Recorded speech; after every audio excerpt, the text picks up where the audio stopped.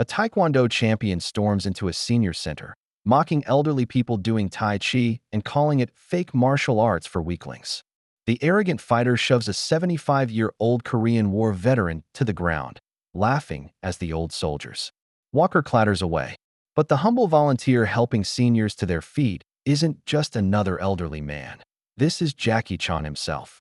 The champion has no idea he just assaulted a veteran in front of a 6-time world karate champion who spent decades perfecting the art of making bullies regret their choices.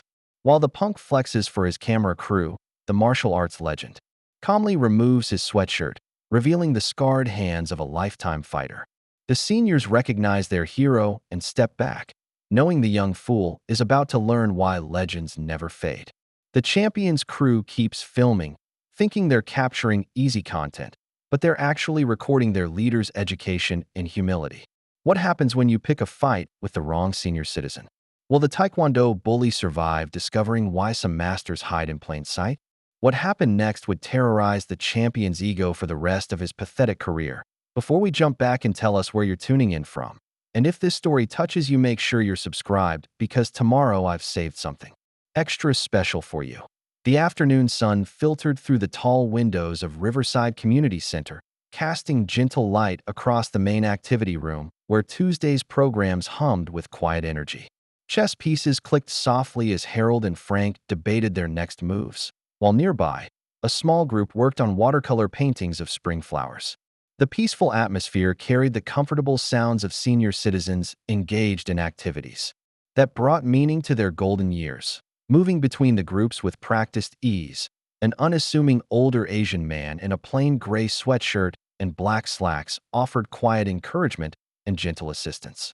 His weathered hands, marked with the small scars and calluses of a lifetime's hard work, helped Dorothy steady herself during her balance exercises.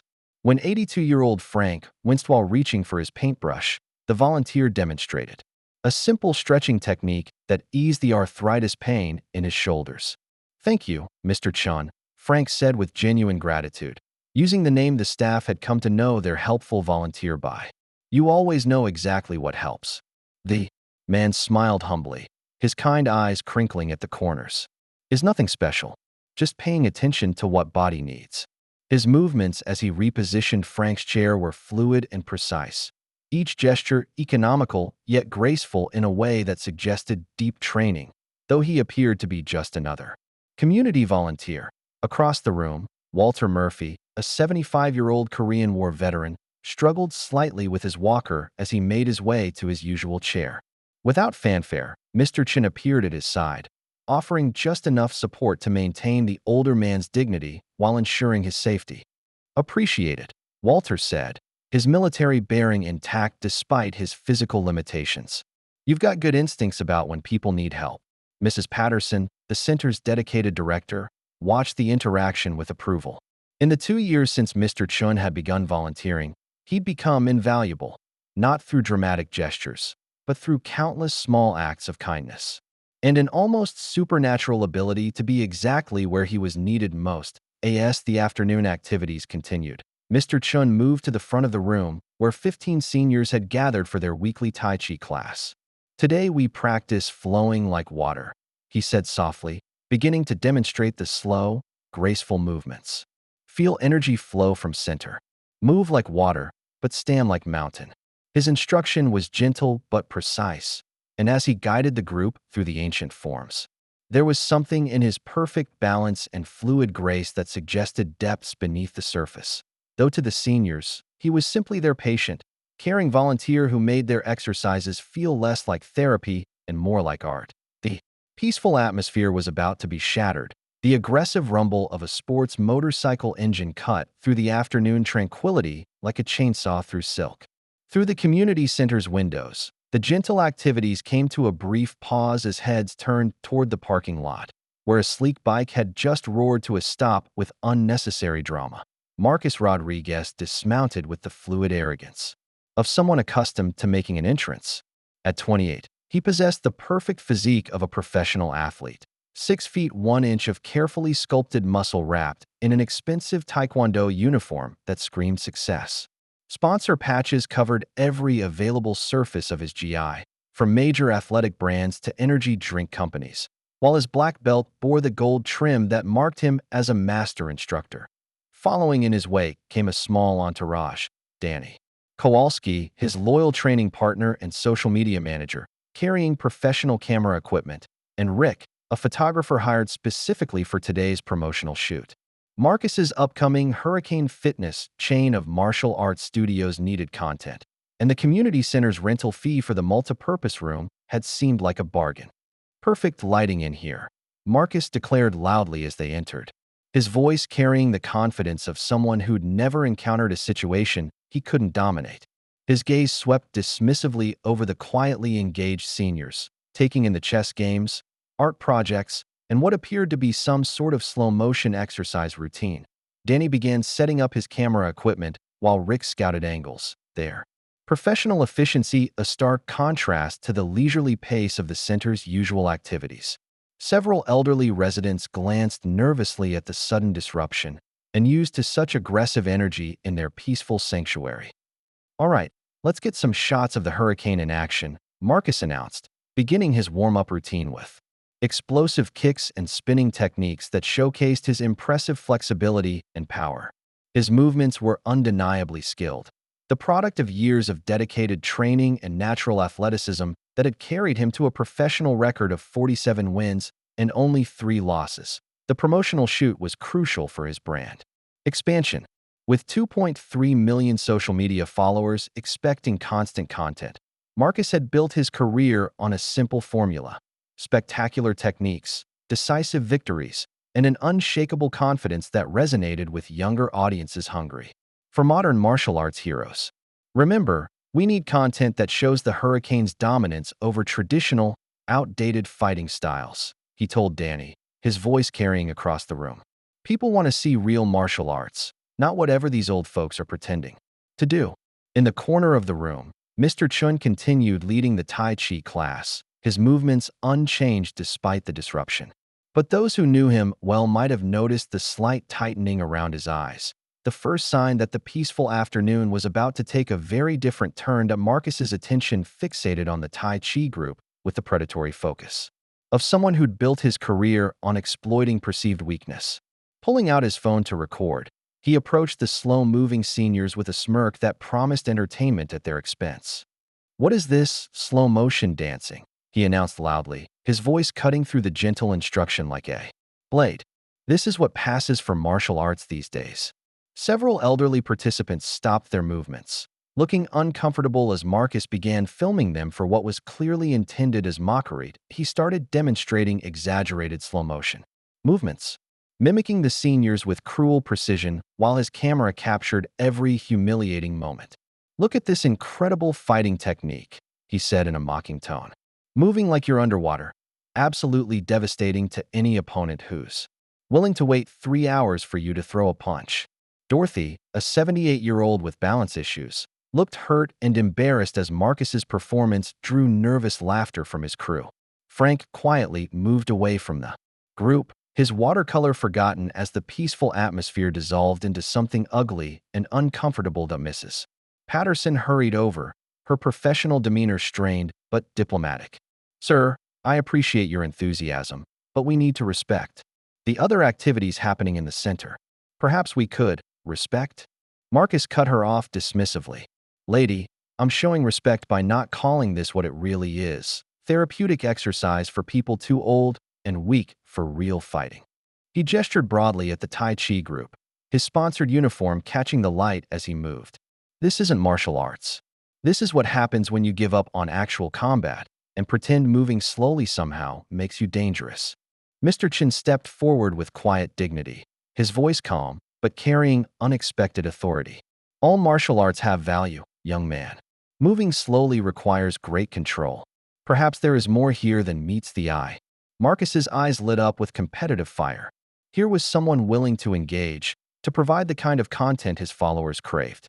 Control? "Listen, Grandpa, I've been studying real martial arts since I was 5 years old.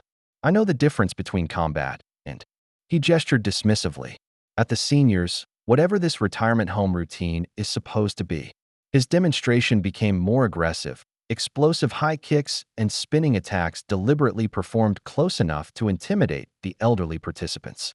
"This is what martial arts look like when you're not ready for the grave," he declared.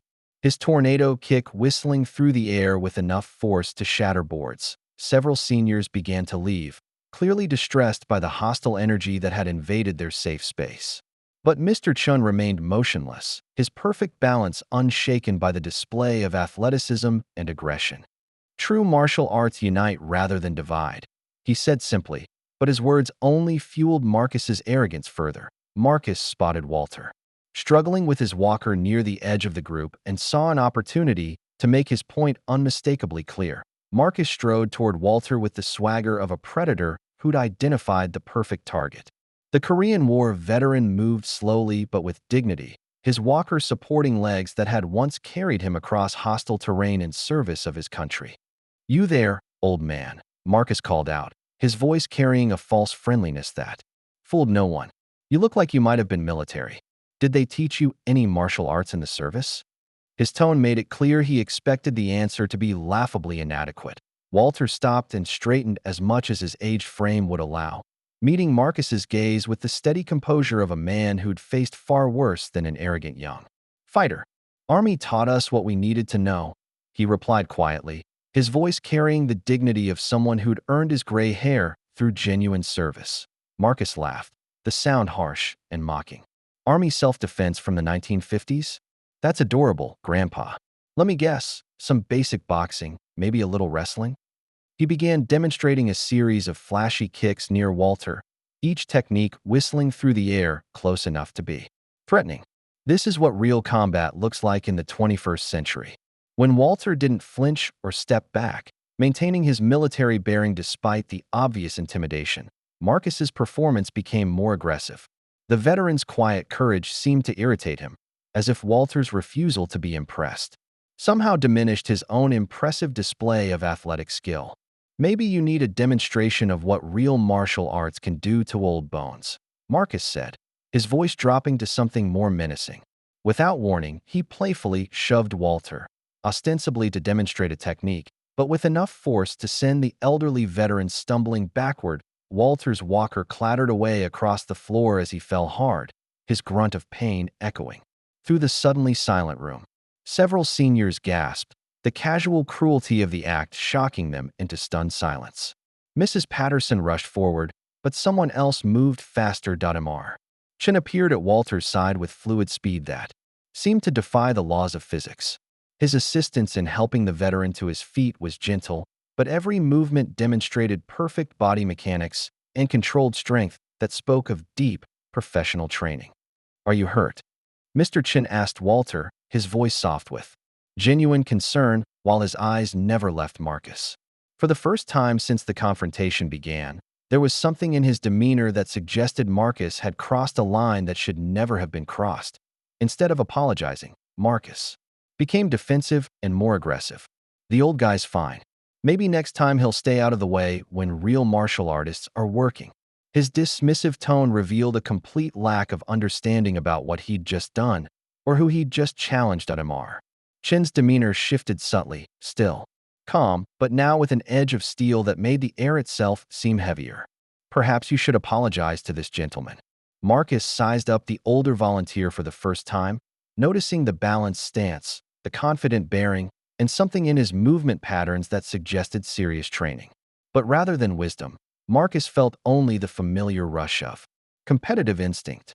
"You think you can teach me manners, old man?" Jackie helped Walter to a nearby chair while maintaining unwavering eye contact with Marcus. The room fell silent except for Walter's labored breathing and the nervous shuffling of frightened seniors. Mrs. Patterson attempted damage control, her voice strained but professional. "Gentlemen, please. This is a community center, not a fighting ring." Jackie tried multiple diplomatic approaches. He suggested Marcus continue his photo shoot while they resumed class. He offered to discuss martial arts philosophy respectfully. He even complimented Marcus's obvious conditioning and technique. Each peaceful overture met escalating aggression from Marcus, who interpreted courtesy as weakness.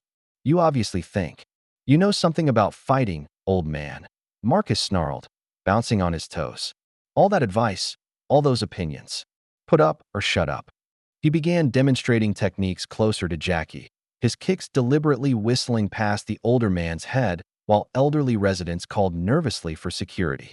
20 minutes out, came the apologetic response from the front desk. Marcus turned his attention back to the seniors with predatory focus. Maybe you should all clear out and let the men settle this. When Dorothy struggled to stand quickly enough, Marcus helped by grabbing her arm roughly and pulling her toward the door. Move it, Grandma. Seeing innocent people manhandled activated something primal in Jackie's protective nature. His voice remained calm, but carried new authority that made everyone in the room pause. Let her go. Marcus released Dorothy but stepped closer to Jackie, sensing weakness in the older man's continued restraint. The contrast was stark: youthful aggression versus mature composure, flashy athleticism versus quiet confidence. If you insist on this foolishness, I will accommodate you, Jackie continued, his words measured and precise. But these people leave first, and we do this properly. Jackie insisted the seniors move to safety while Mrs. Patterson made increasingly desperate calls for help. Marcus agreed eagerly, seeing his chance to humiliate an elderly man on camera and create the kind of viral content his followers craved. The elderly participants reluctantly moved to the far end of the room. Jackie removed his gray sweatshirt with economical movements, revealing a simple white t-shirt underneath. His preparation suggested deep training and purpose. Marcus bounced energetically, warming up with spectacular techniques for Danny's camera. The confrontation everyone had dreaded was about to begin.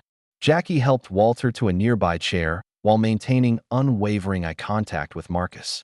The room fell silent except for Walter's labored breathing and the nervous shuffling of frightened seniors.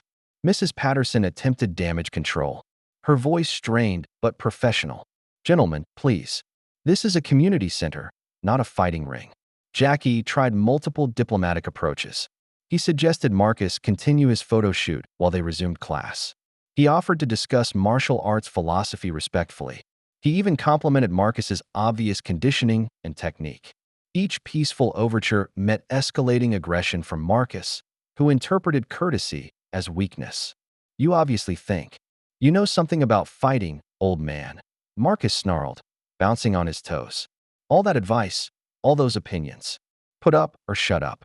He began demonstrating techniques closer to Jackie, his kicks deliberately whistling past the older man's head while elderly residents called nervously for security. 20 minutes out, came the apologetic response from the front desk. Marcus turned his attention back to the seniors with predatory focus.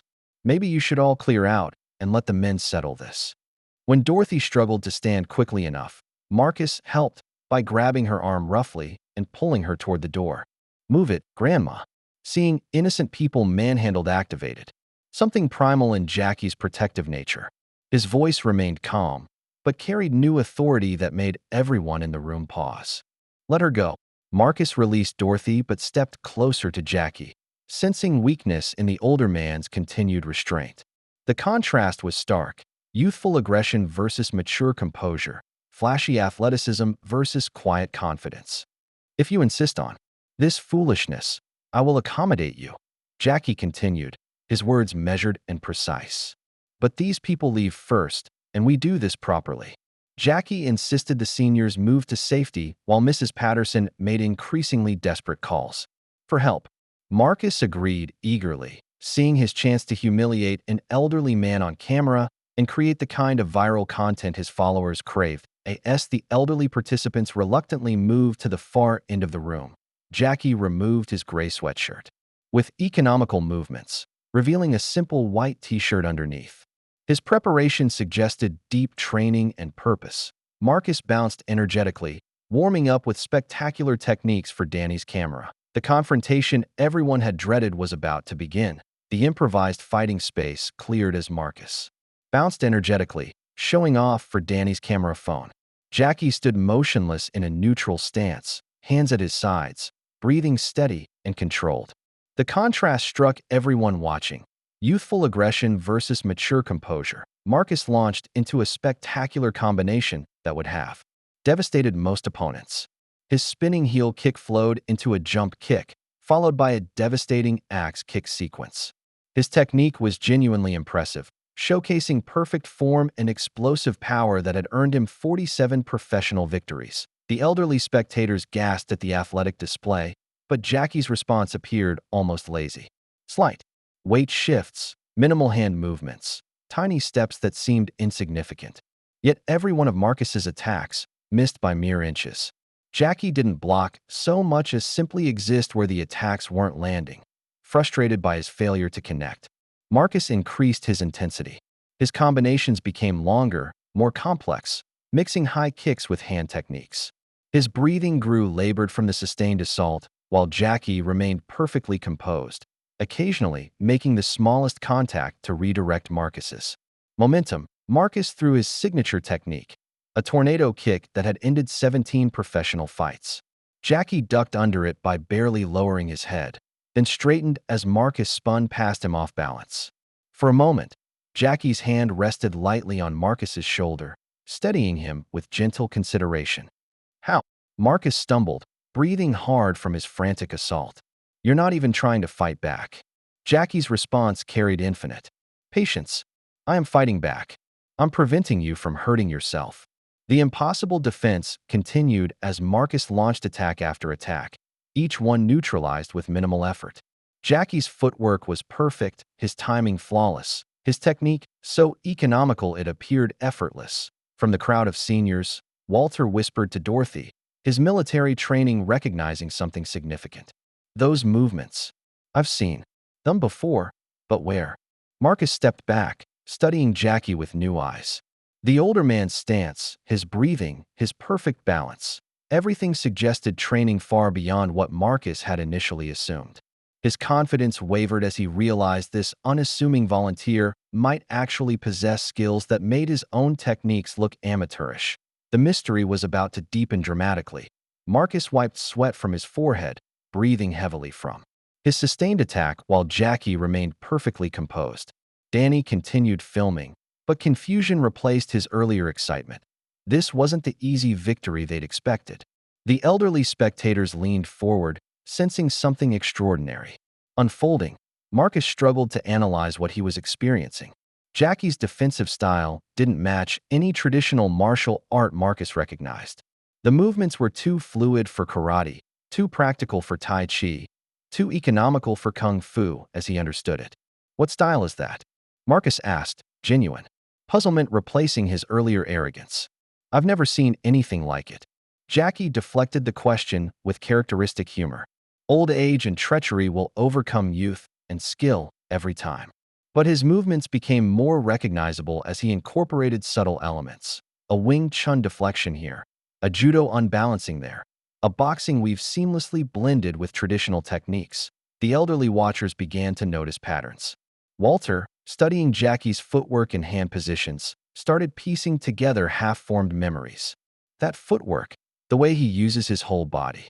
Other seniors who'd grown up watching Kung Fu movies saw familiar elements but couldn't quite place them. Realizing his flashy techniques weren't working, Marcus switched strategies. Boxing combinations, clinch work, takedown attempts, more direct attacks that forced Jackie to respond more actively. His counter techniques became increasingly visible, showcasing skills that seemed almost supernatural. Mrs. Patterson, who'd worked alongside Jackie for 2 years, suddenly noticed how his teaching methods mirrored his fighting style. The same gentle precision, the same ability to redirect energy rather than oppose it directly. Jackie's responses demonstrated different aspects of his mastery. Perfect timing made every defense appear effortless. Minimal effort achieved maximum effect. He seemed to read Marcus's intentions before they fully formed, positioning himself where attacks would fail before they began. Walter watched Jackie execute a perfect defensive technique that redirected Marcus's energy back against him. Something clicked in the veteran's memory. Images from Hong Kong films, movements he'd seen on late-night television, a distinctive style that had defined action cinema. His voice carried across the room with sudden recognition. Hong Kong films. 1980s. Jackie Chan. The legendary name hung in the air as several seniors turned to look more closely at their humble volunteer. Marcus, mid-attack, froze as Walter's words registered. The peaceful community center volunteer was about to be revealed as one of the world's most beloved martial artists. Marcus's spinning back fist stopped mid-motion as Walter's identification hit him like a physical blow. Jackie Chan. He stared at his opponent with new eyes, taking in the weathered but unmistakably familiar features. The fluid movement style that had defined a generation of action films. The humble demeanor that characterized the real man behind the legend. Recognition spread through the room like wildfire. "Oh my God, it really is him!" Dorothy exclaimed. "I knew those moves looked familiar." Frank abandoned his watercolors entirely. "We've been watching Jackie Chan teach Tai Chi." The elderly spectators who'd grown up with his films were starstruck, while younger people began pulling out phones to confirm the impossible. Marcus felt the full weight of his situation crushing down. He hadn't just challenged some random senior citizen. He'd been trying to fight one of the most beloved martial artists in the world. His face cycled through disbelief, embarrassment, and growing dread as he realized this confrontation was being filmed. Jackie neither confirmed nor denied his identity, maintaining characteristic humility. "I am just a volunteer who helps with Tai Chi class. Perhaps we should end this now." But his slight smile and adjusted stance suggested he was no longer hiding his capabilities. Everything changed instantly. The elderly spectators now watched their childhood hero in action. Danny's camera took on historic significance. This was potentially legendary footage. Mrs. Patterson realized she'd been working alongside a living legend. Marcus faced the reality that his easy victory had become potential career suicide. Marcus couldn't back down, not with cameras rolling, not with his reputation at stake, not with social media already buzzing about the Hurricane versus Jackie Chan. But he also couldn't ignore that he'd been completely outclassed by someone who hadn't even tried to hurt him. His pride forced him to continue despite impossible odds. "I don't care who you are. I challenged you, and I'm not backing down." The words rang hollow, but retreat was no longer possible. Jackie's expression showed understanding and perhaps sadness at Marcus's inability to choose wisdom over pride. He sighed softly and removed his white t-shirt, revealing the lean, scarred torso of a lifetime martial artist. For the first time, Jackie assumed a recognizable fighting stance. Not showy, but perfectly balanced and radiating quiet confidence. What began as bullying had evolved into a test of pride versus wisdom, with Marcus fighting not just Jackie Chan, but the weight of his own reputation and everyone's expectations. The atmosphere transformed completely as word of Jackie Chan's presence spread beyond the community center. Danny's livestream viewer count climbed rapidly. 500, 1,000, 2,500 people watching in real time. Comments flooded in. "Is that really Jackie Chan? Hurricane is so screwed. This is going to be epic." Marcus realized that backing down now would be professional suicide. His entire career was built on his undefeated record against older opponents, and millions would eventually see this footage. His phone buzzed with an incoming call from Viktor Kozlov, his manager's voice screaming through the speaker. "You walk away from this, you're finished. No one respects a coward. Beat the old man or lose everything." Marcus's face showed the internal war between what was right and what his career demanded. He genuinely wanted to end this respectfully. But Victor's threats were real. No backing down meant no sponsorships, no training facilities, no financial future. Jackie offered one final exit with infinite compassion. "There is no shame in choosing wisdom over pride. We can end this now, and I will tell everyone you showed respect for your elders." But Marcus's response revealed his impossible trap. "I can't. You don't understand. This is my whole life. Without fighting, without winning, I'm nothing." The weight of his words hung heavy as Marcus shifted his approach entirely. Gone was the showboating for cameras, replaced by serious combat techniques learned through years of professional training. His attacks became more focused, more dangerous, carrying real intent to harm. Jackie's demeanor changed to match the elevated threat level. Still controlled, but now treating this as actual combat rather than a teaching opportunity. His legendary skills emerged not for demonstration, but for protection. The action sequences showcased both fighters' true abilities. Marcus's strikes carried genuine power and precision, the techniques of a legitimate professional athlete. Jackie's counters demonstrated why he'd become legendary. Perfect technique married to creative improvisation. using Marcus's own aggression as a weapon against him. Marcus managed to land a glancing blow, his first contact of the entire fight. Instead of triumph, he felt the impact travel through Jackie's perfectly positioned defense, realizing that even his successful attack had been controlled and minimized by his opponent's superior skill. The live stream numbers continued climbing, past 5,000 viewers, trapping Marcus between impossible odds and impossible stakes. Jackie observed Marcus's internal struggle and made a decision that defined his character. Rather than simply defeating his opponent, he would transform this fight into education. If we must continue, let me show you what martial arts truly means. His techniques became living demonstrations, each defensive move accompanied by gentle instruction delivered mid-combat. Your power comes from your legs, but you're fighting only with your arms, Jackie said while redirecting a powerful kick. Speed without balance is just falling with style, he added, catching Marcus off guard and steadying him before he could fall. Despite himself, Marcus began to understand. Jackie's corrections, delivered during actual combat, improved his technique. In real time, his strikes became more balanced, his combinations more logical.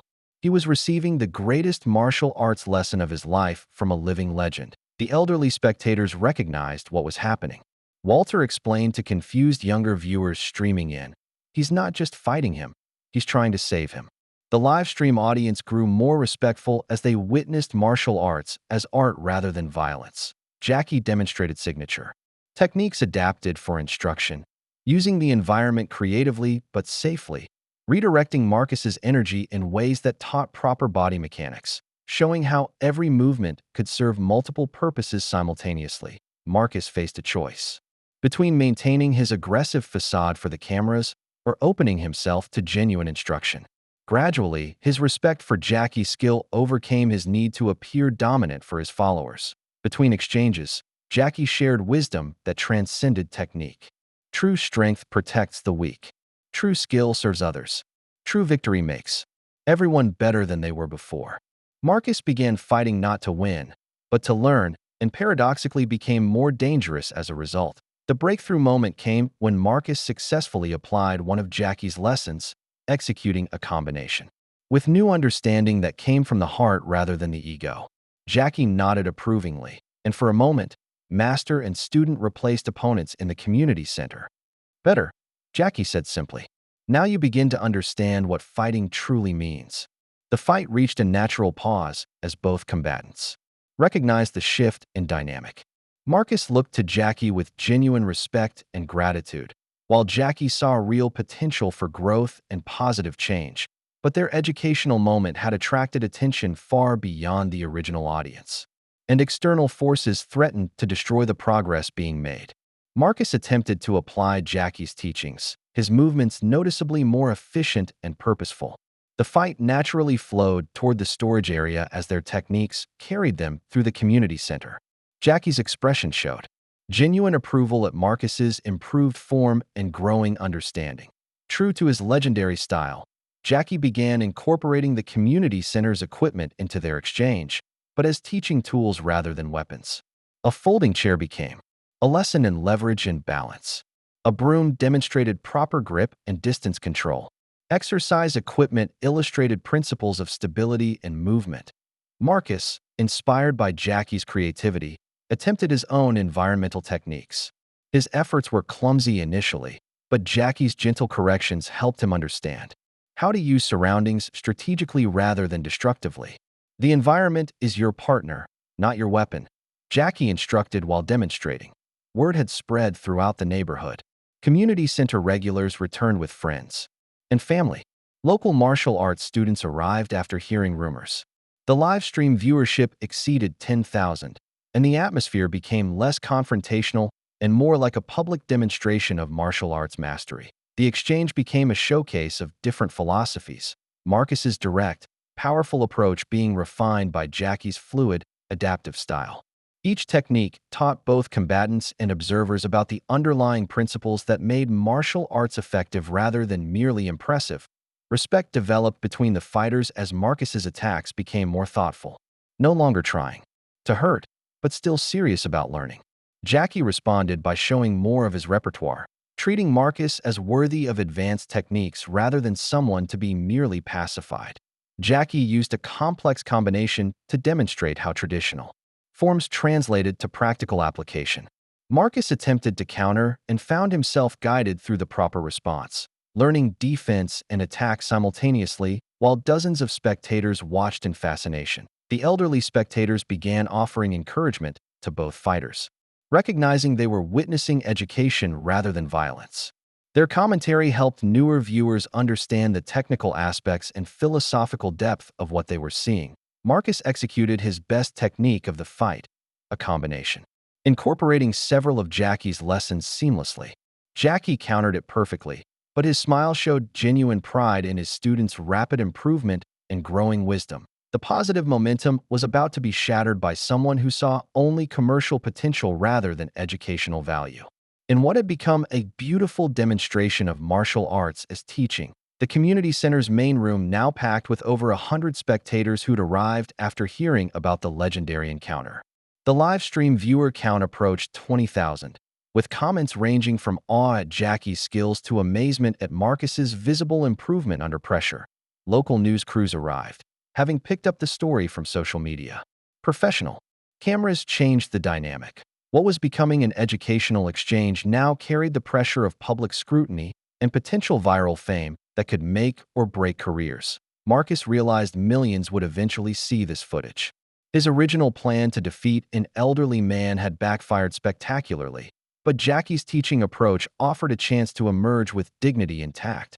If he could embrace the role of student rather than conqueror, Jackie noticed the cameras and media attention with visible discomfort. His desire for privacy conflicted with his commitment to helping Marcus learn and grow. He subtly positioned their exchanges away from the most intrusive cameras while continuing the invaluable lesson. Their techniques became more sophisticated as Marcus rose to meet Jackie's elevated level of instruction. The fight resembled a chess match, each move calculated, each response educational, with both participants growing throughout the exchange rather than simply trying to dominate. The elderly spectators became invested in Marcus's learning journey. Walter shouted encouragement when Marcus successfully applied a technique correctly. Dorothy cheered when he showed restraint and control rather than aggression. They were witnessing character development in real time. Marcus began addressing Jackie respectfully between exchanges, asking questions about techniques, acknowledging superior skill without shame or embarrassment. Jackie responded with warmth, treating Marcus as a promising student rather than an opponent to be defeated.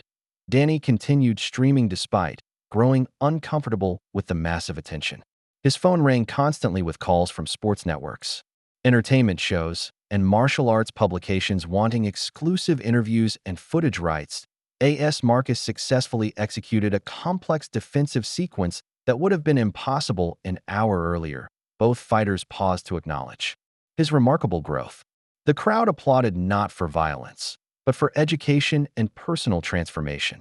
However, the sound of aggressive car doors slamming in the parking lot announced the arrival of someone who would view this beautiful situation very differently, seeing only profit and liability where others saw growth and wisdom. Marcus and Jackie circled each other slowly, their movements now resembling a traditional martial arts form more than a fight. Marcus attempted a combination Jackie had taught him moments earlier, and while imperfect, it showed real understanding of the underlying principles that made techniques effective. Jackie began explaining martial arts philosophy through action, each demonstration carrying deeper meaning. Watch. Power without purpose is meaningless, he said, throwing a devastating technique that stopped inches from Marcus's face. The control required was absolute, showing that true mastery lay in restraint rather than destruction. Marcus's entire demeanor had transformed. Gone was the arrogant showboat seeking viral fame. In his place stood a serious student absorbing lessons from a master. His questions between techniques showed genuine desire to understand rather than simply impress. How did you know I was going to attack there? What should I have done with my footwork? The elderly spectators recognized the traditional master-student relationship developing before their eyes. Walter commented to Mrs. Patterson with obvious satisfaction. This is how it used to be done. Respect. Learning, knowledge passed from one generation to the next with honor. Jackie demonstrated advanced techniques that showcased his legendary status, movements that seemed impossible but followed perfect biomechanical principles. Marcus didn't try to copy them immediately, but studied them carefully for the lessons. They contained about timing, balance, and efficiency. Between techniques, Jackie shared life wisdom disguised as fighting instruction. A true warrior's greatest victory is avoiding the fight entirely. But when you must fight, fight to protect others, not to prove yourself. The words carried the weight of decades of experience and genuine understanding. Marcus began to comprehend that his entire approach to martial arts had been shallow and incomplete. Jackie's depth of knowledge, technical, philosophical, and practical, revealed how much Marcus had missed in his pursuit of flashy victories and social media fame. The watching seniors saw their helper revealed as not just a martial arts legend, but a teacher who embodied the values they respected most: humility, wisdom, service to others, and the patient nurturing of growth in younger people. Marcus successfully applied a complex principle Jackie had been teaching, combining physical technique with philosophical understanding. Jackie's approving nod carried more weight than any trophy Marcus had ever won. Marcus bowed respectfully to acknowledge Jackie's instruction. Showing genuine humility for the first time in years, an aggressive voice shattered the peaceful moment from the entrance. "What the hell is going on here?" Viktor Kozlov stormed into the community center like a hurricane, flanked by two assistants and speaking rapidly into his phone about damage control and spin opportunities. His expensive suit and aggressive demeanor immediately clashed with the respectful atmosphere that had developed around the educational exchange. Victor quickly assessed the situation. His prize fighter engaged in what looked like friendly sparring with an elderly man while surrounded by cameras and a large, appreciative crowd. His first instinct was commercial: find the angle that maximized profit and minimized liability for his business empire. "Rodriguez, what are you doing? This isn't what we planned." Victor interrupted a moment where Jackie was demonstrating a gentle but effective joint lock, explaining to Marcus how the technique could subdue an opponent without causing injury or permanent damage. Marcus found himself torn between continuing his invaluable education with Jackie and returning to his manager's commercial demands. The contrast between Jackie's selfless teaching and Victor's selfish exploitation became starkly apparent to everyone watching.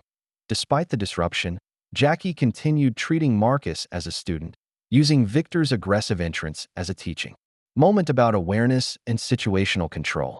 His calm presence contrasted sharply with Victor's agitated energy and commercial focus. Victor suddenly realized he was looking at Jackie Chan, not just any elderly opponent, but a global icon, worth millions in marketing potential. His mind immediately shifted to calculating the commercial value of footage showing his fighter training with a legend rather than fighting him. Victor saw opportunity everywhere, envisioning promotional campaigns built around the hurricane trains with Jackie Chan instead of the original confrontation narrative. He began making phone calls to arrange media interviews and lucrative sponsorship deals. Jackie noticed Victor's commercial approach and became visibly uncomfortable. His teaching style became more guarded as he realized their educational exchange was being viewed as a marketing opportunity rather than genuine human growth. Despite the distraction, Marcus continued learning, showing genuine respect for Jackie's instruction and obvious disappointment when Victor tried to cut the session short for better business opportunities that would exploit the situation. Victor began directing Danny to get specific camera angles for promotional footage, treating the sacred space of learning like a commercial set. Jackie quietly suggested to Marcus that perhaps they should end their session. Marcus's face showed he understood he was losing something valuable and irreplaceable: the chance to learn from a true master who cared about his growth rather than his commercial potential. Despite Victor's commercial interruptions, Marcus made a conscious choice to continue learning from Jackie. He politely but firmly told his manager to wait, showing the first signs of independence he displayed in years of being controlled and manipulated. "Give us 5 more minutes," Marcus said with quiet authority that surprised everyone, including himself. "This is important." Jackie, impressed by Marcus's commitment to learning over profit, began teaching more sophisticated concepts: how to read an opponent's intentions before they acted, how to use minimal force for maximum effect, how to end conflicts quickly and humanely without causing unnecessary harm. Marcus began integrating Jackie's lessons not just physically, but mentally. His approach became less about defeating opponents and more about understanding them as human beings. His questions showed new depth. How do you stay so calm when someone's trying to hurt you? Jackie explained his approach to conflict with the wisdom of decades. I fight to protect, never to destroy. I win by making my opponent better, not by making him worse. Marcus began to understand that true victory didn't require humiliating your opponent or proving superiority. Their exchange reached its highest technical level as Marcus applied multiple lessons simultaneously: proper distance, perfect timing, natural balance, and mental clarity. Jackie responded with techniques that demonstrated absolute mastery, without showing off or seeking applause. The watching crowd had evolved from seeking entertainment to appreciating genuine education. Even the news crews recognized they were documenting something special: the passing of knowledge from master to student in its purest form. Victor grew increasingly agitated as his fighter showed independence, and the footage became less about commercial conflict and more about respectful learning. His phone calls became more desperate as he tried to regain control of the narrative and his valuable asset. Marcus showed real confidence for the first time, not the artificial bravado of his entrance, but the quiet assurance that comes from genuine skill development and self-knowledge earned through honest effort and humility. The respect moment came when Marcus executed a perfect defensive technique that protected both himself and Jackie from injury during a complex exchange. Jackie's smile showed that Marcus had understood the deepest lesson: martial arts as protection rather than aggression. Marcus bowed deeply to Jackie in the traditional way, showing respect for both the teaching received and the teacher who gave it selflessly. Victor exploded in frustration. Enough of this nonsense. Rodriguez, you're under contract. This little friendship ends now.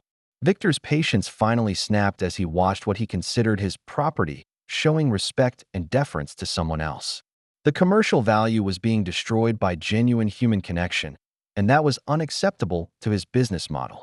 This touching moment is costing us money. Rodriguez, remember who pays your bills. Victor's voice carried the cold thread of someone accustomed to controlling others through financial dependency and fear of professional ruin. Victor presented Marcus with a stark ultimatum: continue this embarrassing display and lose all sponsorships, training facilities, and career support, or return to the aggressive persona that sold tickets and generated revenue. The threat was completely real. Victor controlled every aspect of Marcus's professional life. Marcus looked between Jackie, who had given him genuine wisdom and personal growth, and Victor, who had given him fame and financial success, but at the cost of his soul. The choice represented two completely different paths for his life and future career.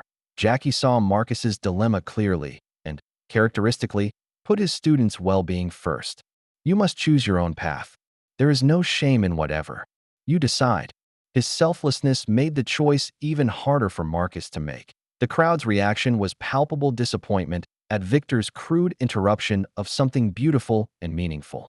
Their disapproval was obvious, but Victor seemed immune to social pressure when money was involved. Frustrated by the lack of immediate compliance, Victor began making threats, not just to Marcus, but to the community center itself. This unauthorized use of my fighter for promotional purposes could be grounds for a lawsuit.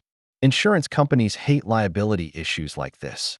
Victor's legal threats targeted the community center's ability to operate safely, potentially shutting down the programs that served the elderly residents who had nowhere else to go. Jackie realized his moment of teaching had put innocent people at serious risk. The true villain emerged as Victor revealed his plan: edited footage to claim Jackie assaulted his fighter, creating a lawsuit that could destroy both Jackie's reputation and the community center's existence, while generating massive publicity for his business. When Victor threatened that the elderly residents could be held liable for participating in an illegal fighting event, he crossed Jackie's final line. Threatening the vulnerable was absolutely unforgivable. Victor pulled out his phone to call his lawyers, smirking as he prepared to destroy lives for profit. By tomorrow, this place will be shut down, the old man will be in court, and Rodriguez will remember who owns him. As he began dialing, Marcus stepped forward with new resolve. No, This ends now. Marcus positioned himself between Victor and the community center residents, his posture reflecting the confidence and balance Jackie had taught him. The transformation was visible. Gone was the insecure fighter seeking approval, replaced by someone willing to protect others. I said, "No, Victor. I won't let you hurt these people." Victor was genuinely stunned by his usually compliant fighter's defiance. For 5 years, Marcus had followed every instruction, signed every contract, performed every promotional stunt without question. This rebellion threatened everything Victor had built. "You're nothing without me. I made your career.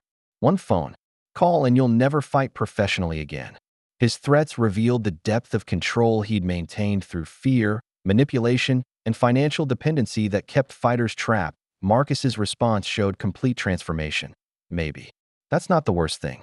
If my career requires destroying good people, maybe I need a different career."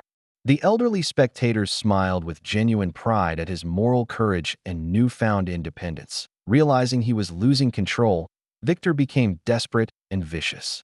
He threatened to sue everyone present, destroy the community center through legal warfare, and ruin Jackie's peaceful retirement with manufactured scandals and media manipulation. "You think this is over? I'll make sure this place gets shut down for insurance violations. The old man will face assault charges. And you," he pointed at Marcus, "will be blacklisted from every legitimate organization in martial arts." Jackie observed Victor's true nature with the calm assessment of someone who dealt with bullies throughout his career. This was no longer about teaching martial arts. It was about protecting a community from a genuine predator who used legal weapons against innocent people. Victor began making calls to lawyers, insurance companies, and media contacts, weaponizing the legal system against people who couldn't afford to fight back. His threats were specific and credible. He had the resources and connections to carry them out. The elderly residents rallied around Marcus and Jackie anyway, showing that real strength comes from community bonds rather than individual power. Walter, despite his age and physical limitations, positioned himself protectively near Mrs. Patterson. Marcus apologized to Jackie and the community for bringing this threat into their peaceful space. His humility and acceptance of responsibility showed how completely he'd internalized Jackie's lessons about true strength serving others. The stakes were now clear. Victor would destroy everything: Marcus's career, Jackie's privacy, the community center's funding, unless everyone submitted to his commercial exploitation. The sound of multiple car doors slamming outside announced Victor's insurance policy as 3 large men in expensive suits entered the community center. Their presence immediately intimidated the elderly residents, who instinctively moved closer together for protection and mutual support. Victor's smile returned as his enforcers took positions around the room. "Now we can discuss this reasonably. Sometimes people need help understanding their best interests." The threat was crystal clear: submit to his demands or face physical consequences. The hired muscle didn't use overt violence, but their strategic positioning blocked exits while their implied threats terrified the vulnerable seniors. They were professionals who understood that intimidation was often more effective than actual force. Jackie studied the new arrivals with the analytical eye of someone who'd faced countless opponents. These weren't street thugs. They were trained fighters comfortable with violence and intimidation as business tools. His tactical assessment was grim. Marcus saw how his association with Victor had brought real danger to innocent people who'd shown him nothing but kindness. His guilt and determination to make things right fueled his resolve to stand up to his former manager regardless of personal cost. The community's fear was palpable. The elderly residents who moments before had been celebrating Marcus's growth and Jackie's teaching now huddled together in terror. Dorothy gripped Walter's arm while Mrs. Patterson discovered the phones weren't working. Victor presented his terms with the confidence of someone holding all the cards.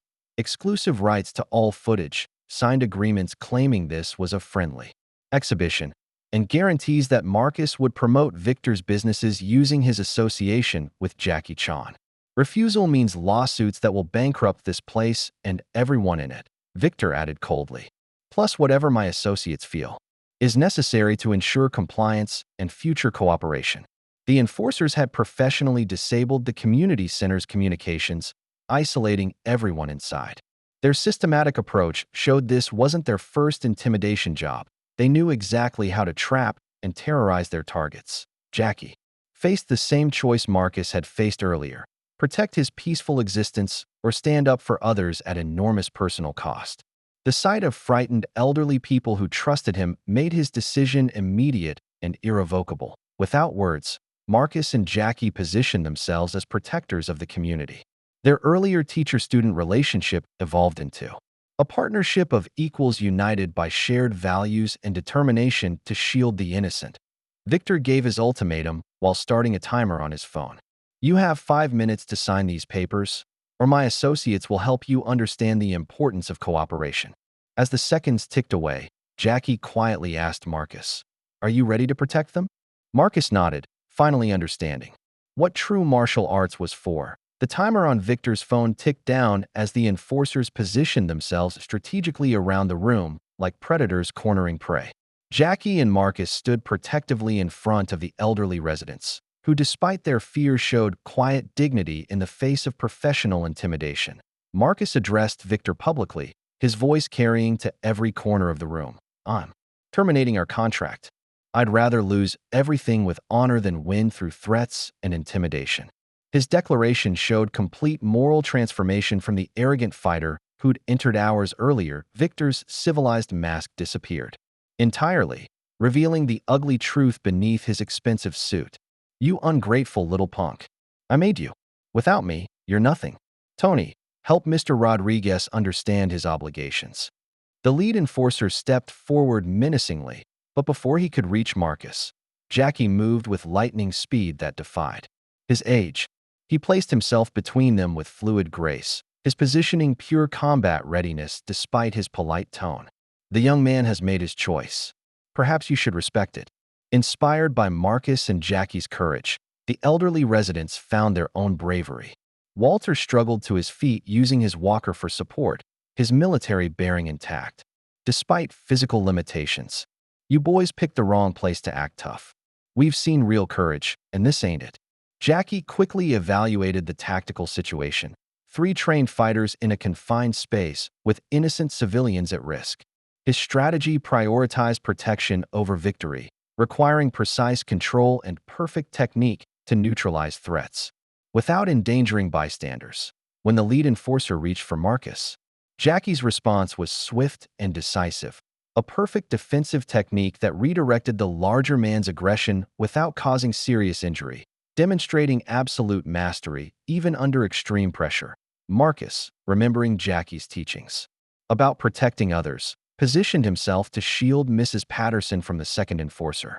His technique was imperfect, but his courage was complete, showing how much he'd learned about true strength.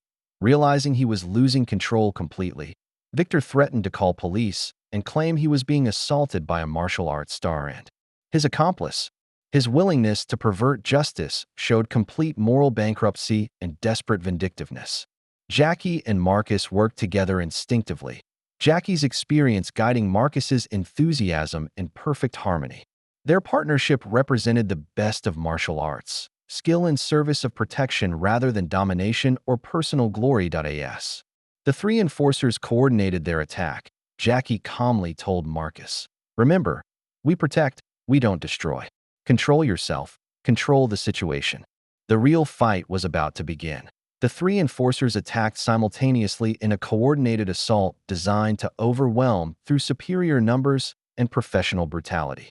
Jackie moved like liquid lightning, redirecting the first attacker into the second, while Marcus applied his hard-learned lessons to defend against the third's advance toward the vulnerable seniors. For the first time in the story, Jackie demonstrated his full capabilities, not for show or teaching, but for protection of innocent people.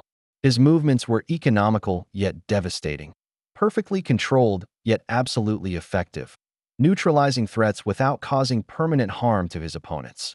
Marcus faced the ultimate test of his transformation, applying Jackie's teachings in real combat while protecting people who couldn't protect themselves. His technique was imperfect, but his heart was pure, and that combination proved surprisingly effective against professional intimidation. True to his legendary style, Jackie incorporated the community center's environment into their defense. Folding chairs became shields, exercise equipment provided leverage, and the room's layout became tactical advantage. Every element served the protection of innocent people. The elderly residents, inspired by their protector's courage, contributed however they could to the fight. Walter used his walker to trip an advancing enforcer. Dorothy threw her purse with surprising accuracy. Mrs. Patterson activated the emergency alert system. The contrast was stark. The enforcers fought with brutal efficiency for money, while Jackie and Marcus fought with controlled power for principle. The difference in motivation showed clearly in every exchange, every technique, every moment of the confrontation. Victor's panic was obvious as he realized his enforcers were being systematically defeated by an elderly martial artist and his newly converted student. His desperation led to increasingly wild threats about lawsuits, media destruction, and professional ruin for everyone involved. Even in combat, Jackie continued instructing Marcus through action, showing how to subdue without injury, how to protect while fighting, how to maintain humanity even against inhuman opponents who served only greed and power. The elderly residents proved that courage isn't limited by age or physical ability. Their support gave Marcus and Jackie additional motivation and tactical assistance, demonstrating that real strength comes from unity and shared values rather than individual prowess. Jackie's legendary creativity shone as he used the enforcers' own aggression against them, creating a defensive pattern that protected everyone while systematically neutralizing each threat with minimal necessary force. As the last enforcer fell unconscious but uninjured, Victor screamed into his phone, "It doesn't matter. I've got everything recorded. By tomorrow, Jackie Chan will be facing assault charges, and this place will be shut down." Physical victory meant nothing if Victor could still destroy lives through legal manipulation. Victor stood over his defeated enforcers, phone in hand, preparing to spin the situation as a vicious assault by Jackie Chan on innocent businessmen. His recording device had captured selective footage that could support his false narrative with careful editing and manipulation. "This touching moment is over," Victor declared with venomous satisfaction. "By tomorrow, Jackie Chan will be facing assault charges. This dump will be shut down for safety violations, and Rodriguez will be blacklisted from every legitimate martial arts organization in the world." Marcus stepped forward and addressed Victor's phone camera directly, his voice clear and strong. "I'm Marcus Rodriguez, and I want everyone to know that this man exploited me, threatened innocent people, and brought violence into a peaceful place. Jackie Chan and these seniors are the victims here." Jackie recognized that Victor's real power lay in manipulation of truth rather than physical force. Some battles cannot be won with technique alone. Truth must be its own weapon, he said quietly, understanding the legal trap being constructed. Around them, Victor's edited footage appeared damning. It showed Jackie and Marcus in combat with his employees, while Victor seemed to be trying to de-escalate. Without context, the video could support his fabricated version of events and destroy innocent lives. The elderly residents understood their testimony was crucial. Despite fear of legal retaliation from Victor's resources, they began speaking truth to his camera, explaining exactly what happened and why Jackie and Marcus were protecting them from professional intimidation. Victor attempted to discredit the seniors' testimony by claiming they were confused, easily manipulated, or seeking attention. His callous dismissal of their dignity and intelligence revealed his true character to anyone still watching. Danny faced his moment of truth. Remain loyal to Marcus's former persona or tell the truth about what really happened. His livestream had been recording everything, including Victor's threats and systematic lies to authorities. "Wait," Danny called out, holding up his phone as Victor prepared to leave with his edited footage. "I've got everything recorded, the real version, and it's been streaming live to 15,000 people." Victor's face showed dawning realization that his manipulation had been exposed to thousands of witnesses who'd seen the truth unfold in real time. The power of truth was about to overwhelm the machinery of lies. But Victor's vindictiveness meant the battle for justice was just beginning. Victor's confidence crumbled as he realized Danny's live stream had documented his threats, his enforcers' intimidation tactics, and his attempts to manipulate evidence. The truth was already spreading across social media faster than his expensive lawyers could work to contain it. Danny's stream viewers had been recording and sharing clips throughout the entire encounter. Victor's threats against elderly people, his exploitation of Marcus, and his hired muscle's intimidation tactics were going viral for all the wrong reasons, destroying his carefully cultivated business image, realizing his reputation and business empire were about to be destroyed by the truth. Victor became increasingly erratic. His threats became wilder and more obviously illegal as he tried desperately to regain control of a situation that had completely escaped his grasp. Victor's own lawyers, seeing the live stream evidence spreading across the internet, began distancing themselves from their client. His insurance company expressed serious concerns about liability for his actions. The legal weapons he'd planned to use against others now threatened him directly. Marcus publicly renounced all contracts with Victor, apologized to everyone he'd wronged under his manager's influence, and committed to using his martial arts skills to help others rather than for personal glory.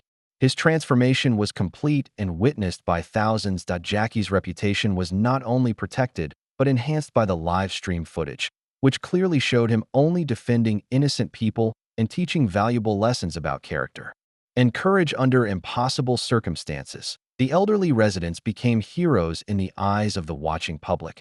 Their dignity, courage, and mutual support inspired viewers worldwide.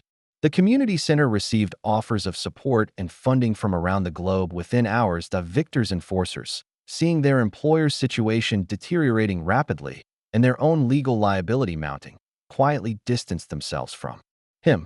Professional intimidators understood when to abandon a sinking ship and protect themselves. News outlets picking up the story focused on positive elements. Legendary martial artist teaches humility and courage. Young fighter chooses integrity over profit. Community rallies to protect its most vulnerable members against corporate exploitation. Danny revealed he'd been documenting Victor's questionable practices for months, gathering evidence of exploitation and abuse. His live stream was partly motivated by desire to expose the truth about his friend's manipulative manager. Victor made one final desperate threat to destroy everything through scorched earth litigation, claiming he'd spend whatever it took to ruin everyone involved rather than accept defeat gracefully. Victor stormed toward the exit, still screaming threats and promises of revenge. He didn't notice his own enforcers had quietly positioned themselves to block his path. Mr. Kozlov, the lead enforcer, said calmly, "We need to discuss our final payment." 3 months later, the Riverside Community Center bustled with new energy and purpose. The viral video of Jackie's teaching and the community's courage had brought international attention, generous donations, and most importantly, a renewed sense of mission to everyone involved in the transformation. Marcus now taught martial arts at the community center, emphasizing respect, protection of others, and personal growth over competition and glory. His classes bridged generations beautifully, with elderly residents learning alongside young students in an atmosphere of mutual respect and shared learning. Jackie had emerged from anonymity but maintained his humble service to the community he'd grown to love. He led combined classes where traditional martial arts wisdom was passed down through respectful instruction rather than harsh dominance or commercial exploitation. The community center had become a model for bringing together different generations through shared purpose. Young martial artists learned life lessons from elderly residents, while seniors gained energy and renewed purpose from helping guide younger people toward wisdom and character. Victor's business empire had collapsed under the weight of revealed exploitation, mounting legal troubles, and public boycotts organized by outraged communities. His former fighters had found new representation that actually served their interests rather than exploiting their talents. Danny had become a legitimate sports documentarian, using his technical skills to tell stories of character development and community building rather than manufactured conflict and artificial drama designed solely for viral marketing. The elderly residents had gained new respect and recognition for their courage and wisdom during the crisis. Walter had become a local celebrity, sharing his military stories with school groups and martial arts students who wanted to understand honor and sacrifice. Mrs. Patterson had been able to expand the community center's programs using donations inspired by the viral video. New facilities served more seniors while providing adequate space for Marcus's growing martial arts programs. Jackie's approach to martial arts instruction had become a model copied by schools worldwide, emphasizing character development, community, service, and protection of others over mere physical technique and competitive dominance. The Marcus's first official class included several elderly residents wanting to learn basic self-defense, young people seeking discipline and direction, and former bullies who needed to learn respect, control, and the proper use of strength. The relationship between Marcus and Jackie had evolved into a true partnership, Marcus bringing youthful energy and modern perspectives while Jackie provided wisdom, technical mastery, and philosophical depth that transformed mere technique into genuine martial arts. During a combined class, Walter approached the instruction area. Mind if an old soldier shares something about protecting others? 6 months after the confrontation, the Riverside Community Center hosted its first annual Wisdom and Strength Festival, celebrating the partnership between martial arts and community service. The event drew visitors from around the world, all inspired by the viral video of truth triumphing over exploitation. Marcus demonstrated techniques he'd learned not just from Jackie, but from the elderly residents, Walter's military bearing, and discipline, Dorothy's balance principles, Mrs. Patterson's organizational skills, and leadership wisdom. He had become a true community martial artist, serving others rather than himself. Jackie addressed the festival crowd, explaining that true martial arts mastery lay not in defeating opponents, but in building community, protecting the vulnerable, and passing wisdom to the next generation. His words carried the weight of lifetime experience and genuine understanding. Students from around the world had come to study at the community center, drawn not by Jackie's fame, but by the authentic teaching environment where martial arts served community rather than ego, and strength was measured by service rather than dominance. Walter had become an official instructor, teaching warrior ethics classes that combined military honor codes with martial arts philosophy. His stories of courage and sacrifice inspired students to use their skills responsibly and protect those who needed protection. That Marcus's students demonstrated their progress, not through violent techniques, but through examples of how they'd used their training to help others resolve conflicts peacefully and build bridges in their own communities across generational and cultural divides. The community center had become a model for community martial arts programs worldwide. Delegations from other countries visited regularly to learn how to implement similar programs that served social good rather than commercial interests. Dorothy, now 79, shared a story about how Marcus had helped her grandson overcome bullying, not through fighting back, but through gaining confidence, setting boundaries, and finding community support that made violence unnecessary. Danny's professional documentary about the transformation premiered at the festival, showing how authentic change happens through relationships, respect, and shared values rather than force, manipulation, or commercial exploitation of human struggles. The festival concluded with a mass demonstration where hundreds of participants performed a collaborative form, young and old, experienced and beginners, all moving together in harmony that represented true community unity and shared purpose. As the sun set, Jackie offered his ultimate teaching. True strength is not in what you can destroy, but in what you choose to build. True victory is not in defeating your enemies, but in making them your friends. True mastery is not in standing above others, but in lifting others up to stand beside you. The story ended where it began, with Jackie helping elderly residents. But now Marcus worked beside him, and dozens of students participated in a community transformed by the principle that martial arts should serve others, creating circles of wisdom, strength, and love. If you liked the story, please watch another story on our channel and subscribe to the channel.